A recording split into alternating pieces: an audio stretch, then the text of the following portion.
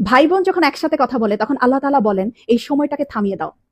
আমি খুব অবাক হয়েছিলাম এই হাদিসটা শুনে। আচ্ছা, ভাই বোন কথা বললে ফেরেশতাদেরকে আল্লাহ কেন সময় থামিয়ে দেওয়ার কথা বলল?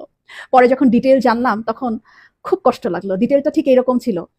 ভাই বোনের সাথে এই পৃথিবীর পরে আর কখনোই দেখা হবে না। হাসরের ময়দানে না, আখিরাতে না, কিয়ামতের পরে না, জান্নাতে না, জাহান্নামে না, কোথাও না।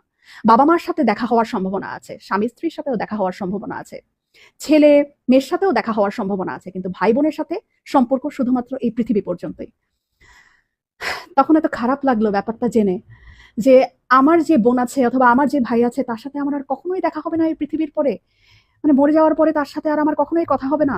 এত ক্ষণস্থায়ী একটা সম্পর্ক আমাদের।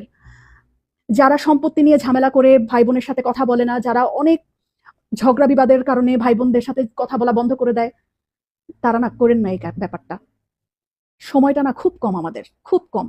এত কম সময় নিয়ে আমরা পৃথিবীতে এসেছি এবং এই কম সময়ের মধ্যে আমরা আবার কলুষতা, আমরা আবার ঝগড়া বিবাদ এইরকম করে আমাদের এত কাছের এত আপন একটা মানুষ, একই পেটের মায়ের পেটের বোন, মায়ের পেটের ভাইয়ের সাথে কথা বলা বন্ধ করে দিলাম। এই মানুষগুলোর সাথে তো আমাদের আর পৃথিবীর পরে দেখাও হবে না, কথাও হবে না।